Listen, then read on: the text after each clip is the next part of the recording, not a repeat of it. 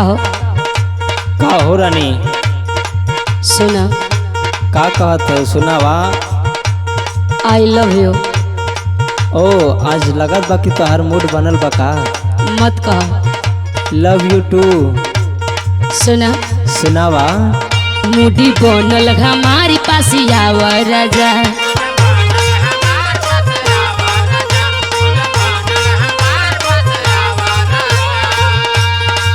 प्यारी के खूब मजा उठावा राजा।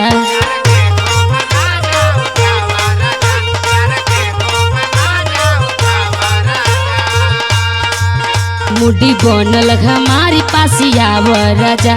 प्यारी के खूब मजा उठावा राजा। अच्छा तो सुना। बोला। आग लगा देब तोहरे चढ़ल जवानी में गोरी। आग लगा देब तोहरे चढ़ल जवानी में गोरी। चल काटल जाई चानी मच्छरदानी में गोरी। तोहारो मूड बनले लगाता। एकदम एकदम।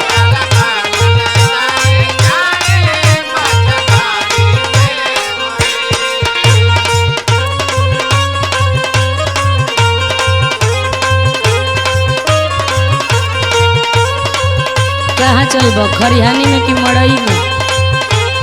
अरे खरियाने में ठीक रही, वहाँ क्यों पहुँची ना। तो हम एकदम बनले आदमी होगा।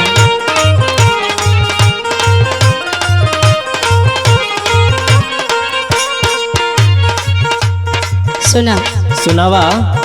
चाटिला हो राजा होठ लालिए के लाली। आवे अंगड़ाई देह भइल मतवाली।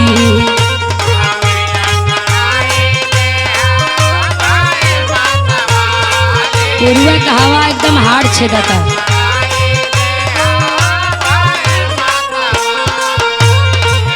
चाटिला हो राजा होठ लालिए कलाली। आवे अंगड़ाई देह भइल मतवाली। सुना। बोला। बन जाए दारू बोर दया मुरिया पानी में गोरी। अच्छा।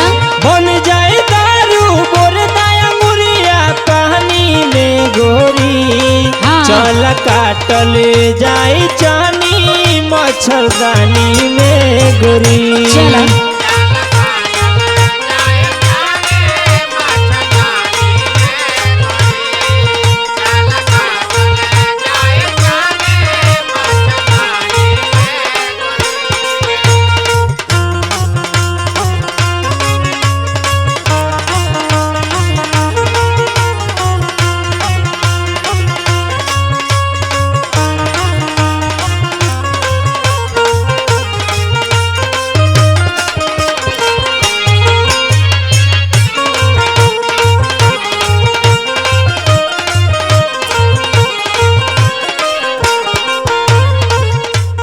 सुना।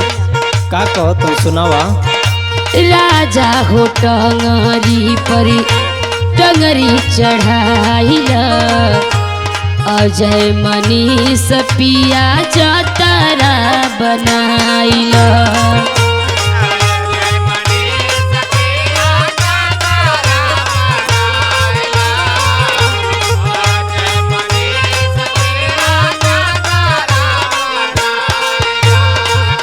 राजा जी हो टंगरी परी टंगरी चढ़ाइला। अजय मनीष पिया जतरा बनाइला। सुना। बोला। कमर में दर्द दे दे बतोहे निशानी में गोरी। कमर में दर्द दे दे बतोहे निशानी में गोरी।